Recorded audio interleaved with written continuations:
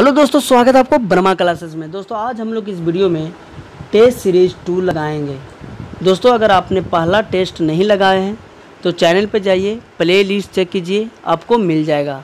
दोस्तों अगर नहीं मिले तो कमेंट बॉक्स में बताइएगा, मैं आपको लिंक पर्सनल भेज दूँगा। दोस्तों इस बुक से टोटल 30 सेट दिया गया है। आप लोग को इस चैनल पर वीडियो के माध्यम से प्रतिदिन एक टेस्ट रोज़ प्रोवाइड किया जाएगा। आप लोग सिर्फ शुरू से लेकर लास्ट तक वीडियो के साथ बने रहिए। आप लोग को बाद में पता चलेगा कि आपको पूरा प्रश्न याद हो गया। दोस्तों वीडियो स्टार्ट करने से पहले आप लोग से एक छोटी सी रिक्वेस्ट है, अगर आप मेरे चैनल पे नए हैं तो चैनल को सब्सक्राइब कर लीजिएगा, दोस्तों के साथ शेयर कर लीजिएगा। आपका कोई भी राय हो तो कमेंट बॉक्स में ज़रूर बताइएगा। तो चलिए दोस्तों समय को ना बर्बाद करते हुए वीडियो को स्टार्ट कर लेते हैं।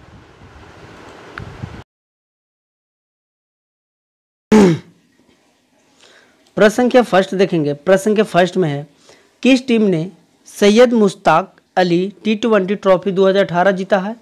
तो दिल्ली ने जीता था। ऑप्शन नंबर डी सही हो जाएगा। मुश्ताक अली T20 2018 को जो जीते थे, ऑप्शन नंबर डी सही हो जाएगा, दिल्ली ने जीता था। प्रश्न संख्या 2 देखेंगे। प्रश्न संख्या 2 में है, हिंदुस्तान रिपब्लिक एसोसिएशन HRA का नाम 1928 में बदलकर HSRA कर दिया गया। इसमें एस अक्षर का पूर्ण रूप क्या है? तो इस प्रश्न का राइट आंसर हो जाएगा ऑप्शन नंबर फर्स्ट सोशलिस्ट हो जाएगा। एस अक्षर का अर्थ जो होता है सोशलिस्ट होता है। प्रश्न संख्या 3 है, दो जल निकास घाटियों का अलग अलग करने वाले उभरे हुए भाग को क्या कहा जाता है? 3 का राइट आंसर जो हो जाएगा ऑप्शन नंबर बी सही हो जाएगा, वाटर डिवाइड कहा जाता है। नेक्स्ट है प्रश्न संख्या 4 देखेंगे। प्रश्न संख्या 4 में है, किसका उपनाम लोकहितवादी था? तो ऑप्शन नंबर डी सही हो जाएगा, गोपाल हरि देशमुख लोकहितवादी थे। प्रश्न संख्या 5 देखेंगे। प्रश्न संख्या 5 में है, संविधान की किस धारा में सर्वोच्च न्यायालय के न्यायाधीश पर महाभियोग का प्रावधान है? तो ऑप्शन नंबर सी सही हो जाएगा, 124 जो है महाभियोग का इसी में प्रावधान है। धारा 124 के तहत सर्वोच्च न्यायालय के न्यायाधीश पर महाभियोग का प्रावधान है। अनुच्छेद 114 जो है उच्च न्यायालय के गठन से जुड़ा हुआ है, और अनुच्छेद 86 जो है इसके तहत राष्ट्रपति जो है संसद को संबोधित करता है, और अनुच्छेद 111 जो है राष्ट्रपति के सदस्य हस्ताक्षर से संबंधित है, और अनुच्छेद 312 जो है अखिल भारतीय सेवा से संबंधित है। नेक्स्ट देख लेंगे। प्रश्न संख्या 6 है, पोमोलॉजी का अध्ययन क्या कहलाता है? पोमोलॉजी का अध्ययन जो है फलों का अध्ययन होता है। ऑप्शन नंबर डी सही हो जाएगा, फलों का अध्ययन को ही पोमोलॉजी कहा जाता है। और एंटोमोलॉजी में कीटों का अध्ययन होता है। हार्टिकल्चर में फल फूल सब्जी का उत्पादन होता है, और न्यूरोलॉजी में तंत्रिकाओं का अध्ययन होता है। नेक्स्ट है प्रश्न संख्या 7, निम्नलिखित में से कौन सा मानवों में पुरुष प्रजनन प्रणाली का हिस्सा नहीं है? 7 का ऑप्शन नंबर डी सही हो जाएगा, अंडाशय ओवरी जो है पुरुष प्रजनन प्रणाली का हिस्सा नहीं है। अंडाशय जो है मानव में पुरुष प्रजनन प्रणाली का हिस्सा नहीं है। अंडाशय मादा प्रजनन प्रणाली का हिस्सा है। अंडाशय जो है मादा प्रणाली में पाया जाता है। अंडाशय का लगभग जो लंबाई होता है 4 सेंटीमीटर होता है, और इसका चौड़ाई जो होता है 2.5 सेंटीमीटर होता है, और मोटाई होता है 1.5 मीटर। नेक्स्ट देख लेंगे। प्रश्न संख्या 8 है। प्रश्न संख्या 8 में आपको बताना है, शुष्क या रेती भूमि पर उगने वाले पौधे को क्या कहा जाता है? तो इसका सही जवाब हो जाएगा ऑप्शन नंबर फर्स्ट, जीरोफाइट कहा जाता है। शुष्क या रेती भूमि पर उगने वाले पौधे को जीरोफाइट कहा जाता है। हाइड्रोफाइट जो होता है दलदली क्षेत्र में जो उगता है पौधा उसको कहते हैं, और जल में जो उगने वाला पौधा होता है वो हाइड्रोफाइट होता है, और दलदली में जो उगता है हाइग्रोफाइट होता है, और लिंथोफाइट जो होता है कड़ी चट्टान पर जो उगता है पौधा उसको कहते हैं, और मेसोफाइट जो होता है शीतोष्ण कटी क्षेत्र में जो उगता है पौधा उसको कहते हैं। नेक्स्ट देखेंगे। प्रश्न संख्या 9, सत्यशोधन समाज की स्थापना किसने किया था? तो ऑप्शन नंबर सी सही हो जाएगा, ज्योतिबा फुले ने सत्यशोधन समाज का स्थापना किया था। और कब किए थे? तो 1873 में किए थे। और गोपाल कृष्ण गोखले जो है भारतीय समाज सेवा संघ की स्थापना किए थे और 1905 में किए थे। और परमहंस मंडली की स्थापना जो गोपाल हरि देशमुख ने किए थे 1840 में किया था। और एम.जी. रनाडे जो हैं पूर्ण सार्वजनिक सभा की गठन किए थे। और ब्रह्म समाज का स्थापना 1828 में राजा राम मोहन ने किया था। नेक्स्ट देखेंगे प्रश्न संख्या 10, मोहम्मद बिन तुगलक द्वारा अपनाया गया सांकेतिक मुद्रा किस धातु का बना था? तो 10 का ऑप्शन नंबर 20 सही हो जाएगा। पीतल और तांबा का बना हुआ था। पीतल और तांबा का मुख्य मोहम्मद बिन तुगलक द्वारा अपनाया गया सांकेतिक मुद्रा था। मोहम्मद बिन तुगलक जो थे सांकेतिक मुद्रा चलाया था। यह मुद्रा पीतल और तांबा का बनाया गया था। इस मुद्रा का मूल्य जो था चांदी के रुपये टाका के बराबर था। नेक्स्ट देख लेंगे प्रश्न संख्या 11, नागार्जुन सागर बांध किस नदी पर बनाया गया है? तो 11 का ऑप्शन नंबर फर्स्ट सही हो जाएगा। कृष्णा नदी पर बनाया गया है और कृष्णा नदी कहाँ है? आंध्र प्रदेश में है। नेक्स्ट देख लेंगे प्रश्न संख्या 12 देखेंगे। प्रश्न संख्या 12 में है भारत में आयकर हैं।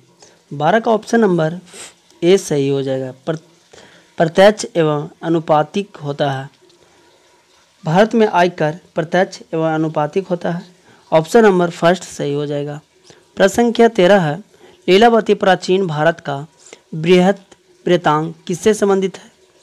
13 का ऑप्शन नंबर सी सही हो जाएगा। गणित से संबंधित है। ऑप्शन नंबर सी हो जाएगा। गणित से संबंधित है। लीलावती प्राचीन भारत का बृहत से संबंधित है।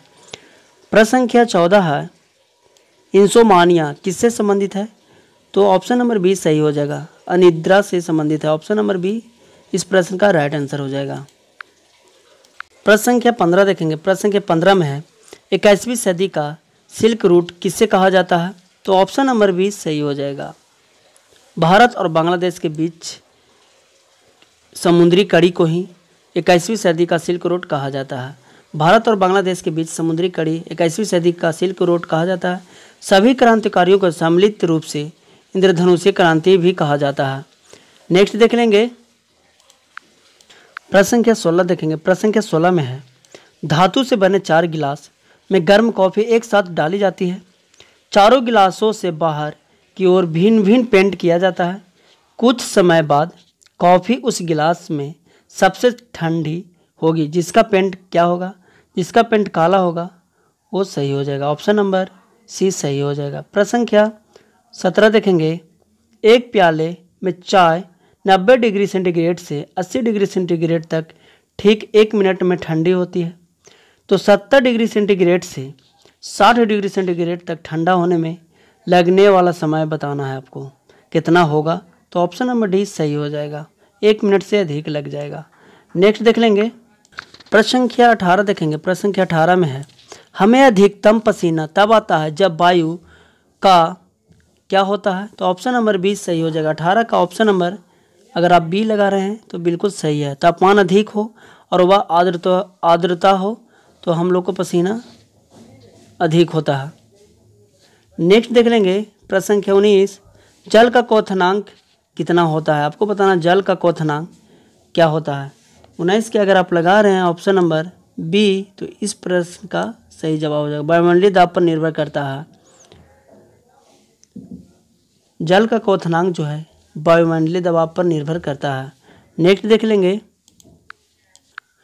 प्रश्न संख्या 20 देखेंगे। प्रश्न संख्या 20 में है टेलीविजन के सिग्नल एक निश्चित दूरी के आगे के स्थानों पर साधारणतः नहीं प्राप्त हो पाता है। क्यों नहीं प्राप्त हो पाता है? इस प्रश्न के आप ऑप्शन नंबर डी के साथ जा रहे हैं तो सही जवाब हो जाएगा। पृथ्वी के वक्रता के कारण सिग्नल वहां नहीं पहुंच पाता है।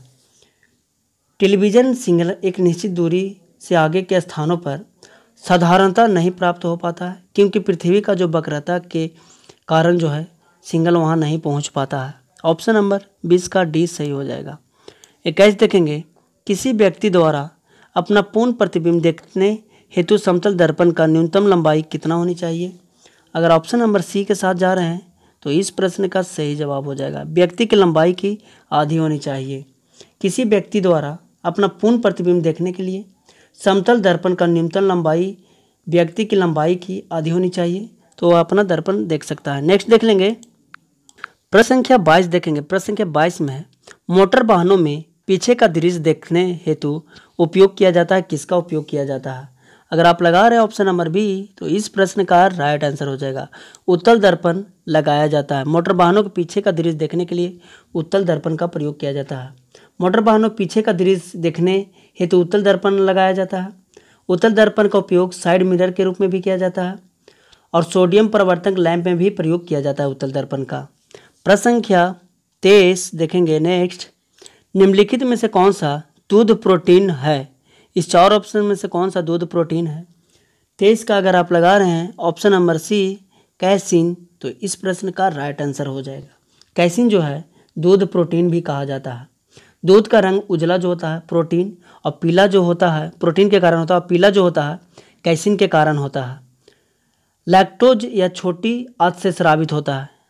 नेक्स्ट देख लेंगे 24, आहार नाल के किस भाग में प्रोटीन्स का अमीनो अम्ल में निम्नीकरण होता है? किस में होता है? तो अगर 24 का आप लगा रहे हैं ऑप्शन नंबर ए छोटी आंत तो इस प्रश्न का सही आंसर हो जाएगा छोटी आंत से ही स्रावित होता है। नेक्स्ट देख लेंगे प्रश्न संख्या 25 है, मनुष्य में शरीर में निष्क्रिय अंगों का समूह है। इस 4 ऑप्शन में से कौन सा शरीर में निष्क्रिय अंगों का समूह है? ऑप्शन नंबर अगर आप सी के साथ जा रहे हैं तो इस प्रश्न का राइट आंसर हो जाएगा। दोस्तों अगर वीडियो पसंद आए तो वीडियो को लाइक कीजिएगा, कमेंट कीजिएगा।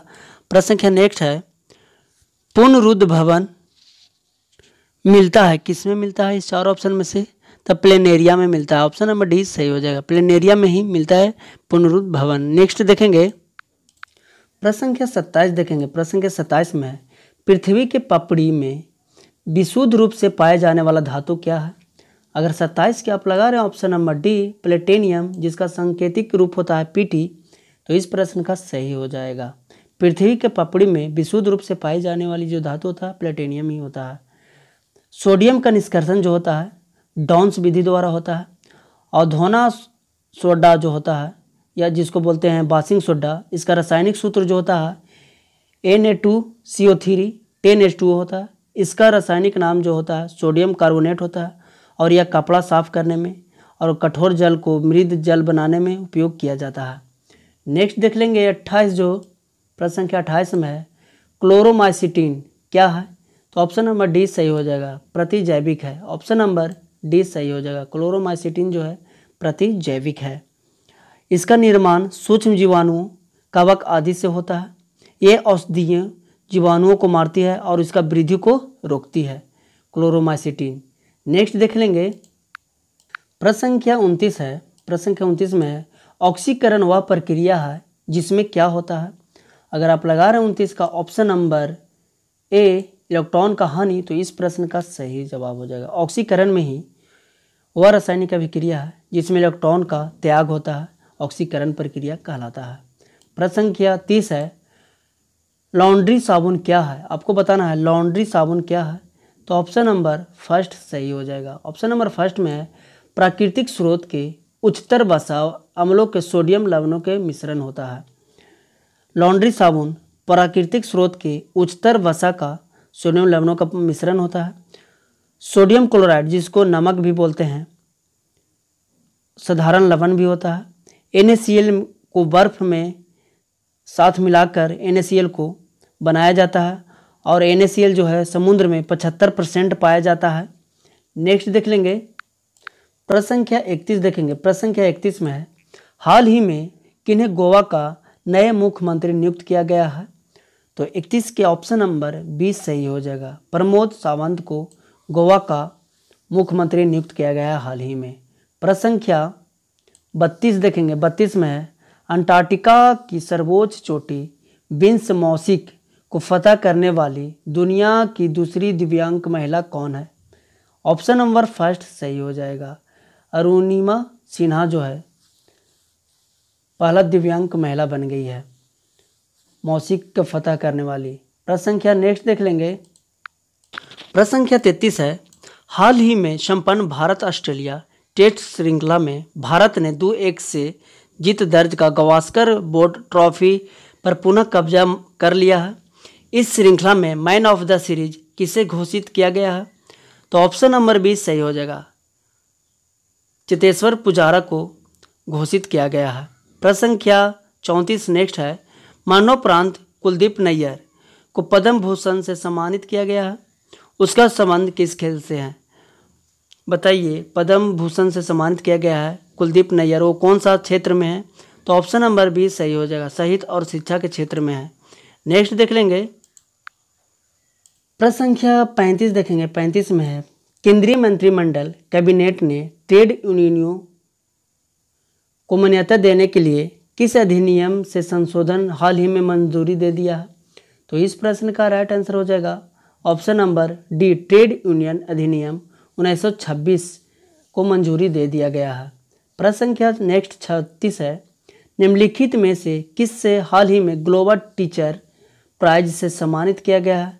36 का ऑप्शन नंबर ए हो जाएगा, पीटर ताबिची को। ऑप्शन नंबर फर्स्ट सही हो जाएगा। पीटर ताबिची को हाल ही में विख्यात ग्लोबल टीचर प्राइज से सम्मानित किया गया है। इन्हें पुरस्कार स्वरूप $1 मिलियन अमेरिकी डॉलर इनाम राशि में दिया गया है और ये जो हैं केन्या के रहने वाले हैं। नेक्स्ट देख लेंगे, प्रश्न संख्या 37 है। निम्नलिखित में से किससे स्वदेशी तोप को हाल ही में भारतीय सेना में शामिल किया गया है? तो 37 का ऑप्शन नंबर डी सही, सी सही हो जाएगा। धनुष को भारतीय सेना में शामिल हाल ही में किया गया है। प्रश्न संख्या 38 है। भारत विश्व आर्थिक forum global energy transition index 2019 में किस स्थान पर है? 38 का ऑप्शन नंबर ए सही हो जाएगा, 76वां स्थान पर है। इसमें टोटल जो रैंकिंग था 115 था, उसमें भारत का जो रैंकिंग है 76वां था। नेक्स्ट है, प्रश्न संख्या 39 है। किस ने दक्षिण और पश्चिम भारत के लिए पेप्सिको इंडिया के फ्रेंचाइजीज अधिकार खरीदने वाले सौदे को मंजूरी दे दिया है? ऑप्शन नंबर फर्स्ट सही हो जाएगा, भारतीय प्रतिस्पर्धा आयोग ने मंजूरी दे दिया गया है। प्रश्न संख्या 40 और लास्ट देखेंगे, 40 में है DPIIT का पूर्ण रूप क्या होता है? तो इस प्रश्न का राइट आंसर जो हो जाएगा, इसका फुल फॉर्म होता है ऑप्शन नंबर ए हो जाएगा सही, department for promotional of industry and internal trade. Option number a सही हो जाएगा। उम्मीद करता हूं दोस्तों आप लोग के वीडियो पसंद आया होगा। अगर पसंद आए तो वीडियो को लाइक कीजिएगा। आपका कोई भी राय हो तो कमेंट बॉक्स में ज़रूर बताइएगा। दोस्तों इस बुक का जितना भी सीरीज है आप लोग को मैं वीडियो वाइज प्रोवाइड कर दूंगा। इसमें टोटल सीरीज जो है 30 सीरीज है। तो चलिए इसी तरह का नेक्स्ट वीडियो में मिलते हैं, तब तक के लिए थैंक यू, बाय बाय।